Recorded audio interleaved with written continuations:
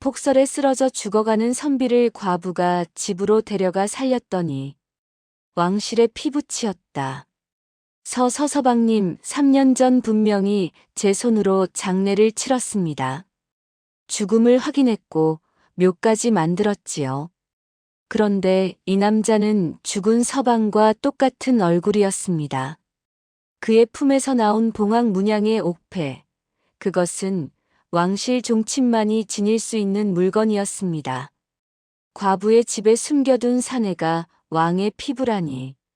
과연 월서는 이 위험한 비밀을 끝까지 지켜낼 수 있을까요? 옛날 옛적 숙종 임금이 다스리던 시절, 함경도 깊은 산골 이야기입니다. 정월을 갓 넘긴 어느 해, 폭설이 여들의 밤낮을 쉬지 않고 쏟아졌습니다. 하늘이 내려앉은 듯 세상은 온통 백색으로 뒤덮였고 사람 발길은 완전히 끊어졌지요. 산맥은 거대한 은빛 파도처럼 일렁였고 매서운 칼바람은 나무들의 팔다리를 무참히 꺾어 놓았습니다. 그 지옥 같은 산길 한복판, 하얀 눈더미 속에서 검은 도포 자락이 미세하게 흔들리고 있었습니다. 숨이 끊어질 듯한 선비 하나가 쓰러져 있었지요. 얼어붙은 그의 손에는 낡은 죽간과 붉은 빛이 감도는 옥패가 생명줄인 양 꼭 쥐어져 있었습니다. 그때였습니다. 뒷산에서 땔감으로 쓸 장작을 지고 돌아오던 젊은 과부 월선이 그 광경을 목도했지요. 월선은 23살의 나이에 서방을 잃고 홀로 된 지 3년째 되는 여인이었습니다. 꽃다운 나이에 남편을 여의고 차가운 구들장을 지키며 살아온 그녀였지만 그 눈빛만은 눈보라 속에서도 꺾이지 않는 고결함이 서려 있었습니다. 과부의 집에 사내를 들인다는 것은 조선의 엄격한 법도와 세간의 독한 혀를 모두 거스르는 일이었지요. 자칫하면 음란한 여인으로 몰려 곤장형은커녕 목숨까지 잃을 수 있는 위태로운 일이었습니다. 살릴 것인가 외면할 것인가. 월선의 발길이 잠시 멈췄습니다. 그러나 그녀는 차마 외면할 수가 없었습니다. 눈보라 속에 무릎을 꿇고 사내의 맥을 짚었지요. 맥박은 마치 끊어질 듯한 가느다란 실처럼 가늘었으나 아직 숨구멍은 열려 있었습니다. 그 순간 사내의 입술이 파르르 떨리더니 가느다란 한마디가 흘러나왔습니다. 마님. 월선의 심장이 멎는 듯 뛰기 시작했습니다. 그 목소리가 어쩐지 너무도 낯익었기 때문이지요. 월선은 이를 악물고 장정을 등에 업었습니다. 자신이 지고 가던 장작은 눈더미 속에 버려둔 채 오직 한 생명을 살리겠다는 일념으로 눈보라를 헤치며 자신의 작은 초가로 향했지요. 사내의 몸은 얼음장처럼 차가웠고 숨결은 금방이라도 흩어질 연기처럼 가늘었습니다. 초라한 초가의 아궁이에 불을 지폈습니다. 월선은 자신의 옷가지를 팔아 겨우 마련했던 소중한 솜니불을 찢어 사내의 몸을 감쌌지요. 젖은 도포를 벗기고 마른 옷으로 갈아입히는 동안 월선의 손은 연신 사시나무 떨듯 떨렸습니다. 며칠 밤낮을 죽과 약으로 연명시켰습니다. 월선은 눈 한 번 제대로 붙이지 못하고 사내의 곁을 지켰지요. 마을 사람들의 눈을 피해 몰래 약재를 구하고 밤새 약탕기를 지키며 정성껏 다려낸 약물을 사내의 메마른 입술에 흘려 넣었습니다. 나흘째 되던 밤이었습니다. 희미한 달빛이 창호지를 은은하게 비추는 가운데 사내가 마침내 무거운 눈꺼풀을 들어 올렸지요. 월선은 사내의 얼굴을 가까이서 들여다보다가 비명을 삼키며 뒤로 물러나 앉았습니다. 심장이 입 밖으로 튀어나올 것만 같았지요. 그 얼굴은 분명 3년 전 제 손으로 장례를 치른 자신의 서방 이도겸이었습니다. 오뚝한 콧날, 다부진 입술, 그리고 눈매의 깊이까지 어찌 이리도 똑같을 수가 있단 말입니까? 월선은 자신의 눈을 의심했습니다.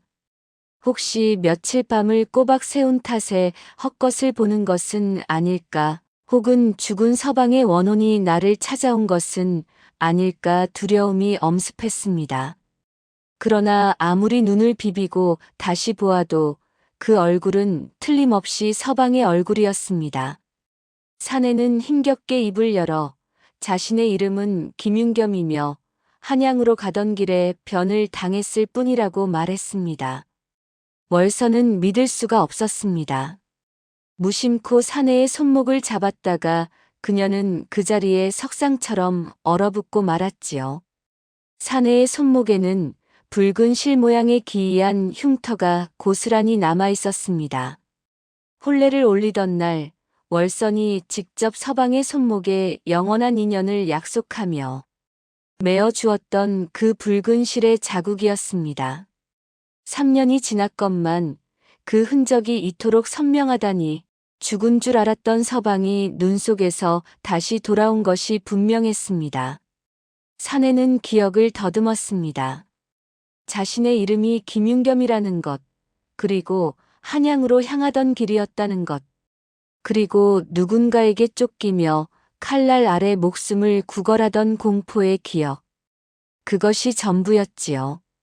그 이전의 삶은 마치 짙은 안개에 덮인 절벽처럼 아무것도 떠오르지 않았습니다. 월선은 조심스레 물었습니다. 혹시 이도겸이라는 이름이 낯익지 않으십니까? 사내는 한참을 생각하더니 고개를 저었습니다. 그러나 묘하게도 월선의 얼굴을 볼 때면 가슴 한구석이 아릿하게 저려오며 낯설지 않다고 했지요. 월선은 관가의 기록을 떠올렸습니다. 3년 전 이도겸은 분명 사망 처리되었습니다. 주검을 확인했고 장례를 치렀고 뒷산의 묘까지 정성껏 만들었지요. 만약 이 사내가 정령 도겸이라면 그가 되살아났다는 사실이 세상에 알려지는 순간 큰일이었습니다. 죽은 서방과 함께 지냈다는 것만으로도 귀물과 상통한 요녀로 몰릴 터였고 과부의 집에 외인 사내를 숨겨두었다는 죄목까지 더해지면 곤장형은 물론 목숨을 부지하기 어려웠습니다. 월선은 결심했습니다. 이 사내의 정체가 무엇이든 일단은 그를 지켜내야 한다고 말이지요. 두 사람의 기묘하고도 위태로운 동거가 시작되었습니다. 서방도 아니고 아내도 아닌, 그렇다고 남이라 하기에는 천륜보다 깊은 연으로 묶인 사이였지요. 월선은 밤마다 잠을 이루지 못했습니다. 사내의 얼굴을 볼 때마다 가슴이 찢어지는 듯 했습니다. 분명 서방의 얼굴인데 본인은 서방이 아니라 하니 이 얼마나 잔인한 운명의 장난이란 말입니까? 사내 역시 혼란스럽기는 마찬가지였습니다.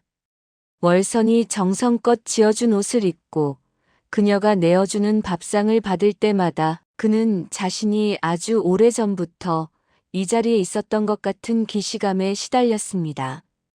어느 날 밤 월선은 사내가 입고 왔던 해진 옷자락을 수선하다가 안감 사이에 숨겨진 물건을 발견했습니다. 낡은 죽간과 함께 영롱한 붉은 빛을 내뿜는 옥패가 나온 것이었지요. 옥패는 손바닥만 한 크기였으나 그 광채와 무게감이 예사롭지 않았습니다. 정교한 봉황 문양이 구름 사이를 나는 형상으로 새겨져 있었고 가장자리에는 일반인은 읽을 수 없는 고어들이 빼곡히 적혀 있었지요. 월선은 비록 산골 과부였으나 가문의 가르침을 받아 이것이 궁중에서나 쓰이는 범상치 않은 보물임을 단번에 알아보았습니다. 사내에게 물었으나 사내 역시 그 옥패의 의미를 알지 못했습니다. 다만 목숨보다 귀하게 여기며 품고 있어야 한다는 본능적인 이끌림만 있었을 뿐이지요.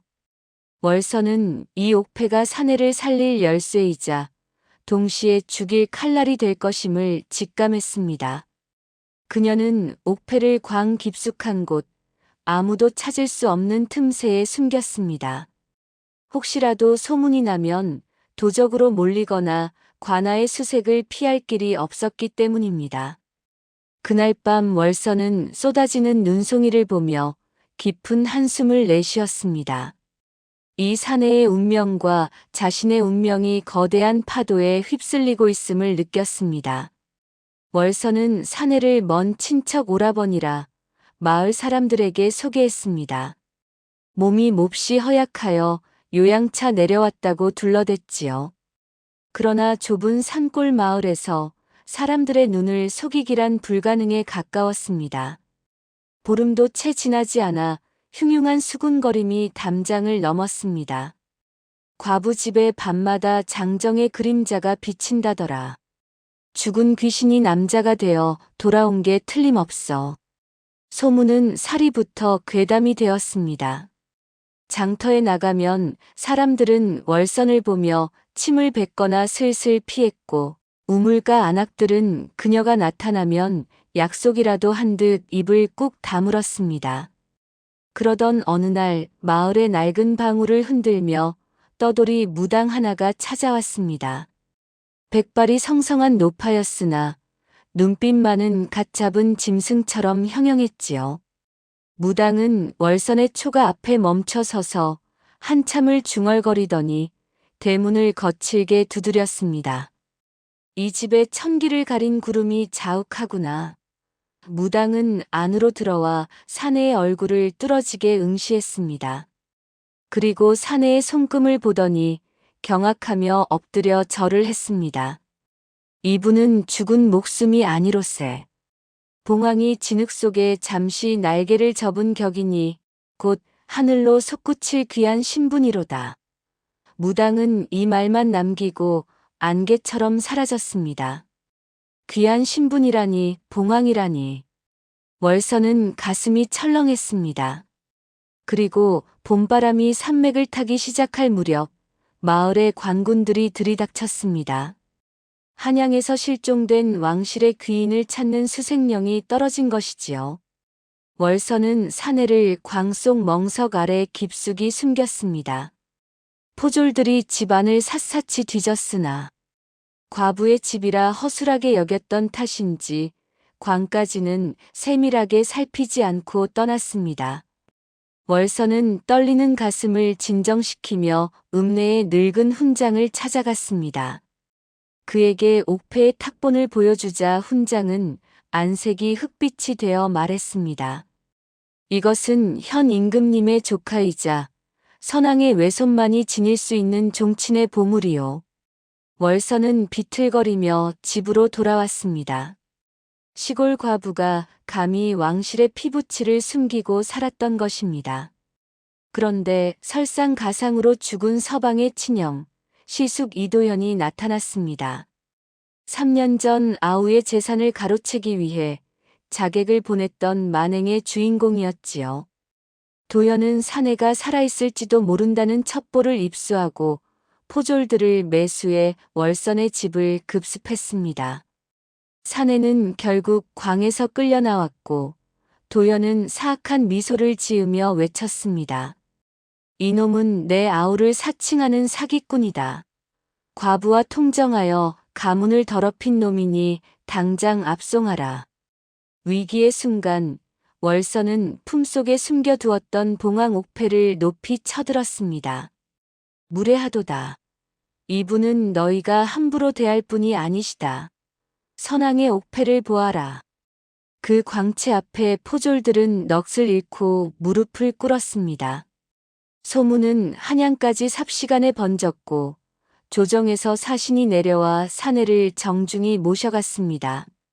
월선 역시 불경죄와 음행의 혐의로 쇠사슬에 묶여 한양 옥사에 갇혔지요. 이도현은 자신의 범죄가 드러날까 두려워 옥조를 시켜 월선에게 독사를 시도했으나 신분을 되찾은 사내가 극적으로 나타나 그녀를 구해냈습니다. 모든 진실이 밝혀졌습니다. 이도현은 아우를 살해하려 한 대역죄로 저작거리에서 처형되었고 사내는 잃어버렸던 종친의 지위와 본명을 되찾았습니다. 하지만 신분의 벽은 냉혹했습니다. 왕실의 종친이 시골 과부를 정실로 맞이할 수는 없었지요. 사내는 임금 앞에서 눈물로 읍소했습니다. 제 목숨은 2번이나 저 여인의 손에서 태어났습니다. 어찌 법도라는 이름으로 은인을 버리라 하십니까? 임금도 감동하여 월선에게 면천은 물론 함경도 일대의 막대한 토지와 기와집을 하사하여 당당한 여주인으로 살게 했습니다. 세월이 흘러 월선은 농장을 일구며 가난한 백성들을 돌보는 보살 같은 여주인이 되었습니다. 그리고 매년 겨울 첫눈이 세상을 하얗게 덮는 날이면 한양에서 고귀한 행차가 내려왔습니다. 2사람은 따뜻한 차를 나누며 눈보라 치던 그날의 산길을 추억했지요. 세상의 법도는 그들을 부부로 묶어주지 못했으나 마음으로 맺어진 인연은 그 어떤 예법보다 단단하고 영원했습니다. 적선지가 필유여경, 월선의 선한 마음은 결국 그녀의 기구한 운명을 가장 찬란한 복으로 바꾸어 놓았습니다.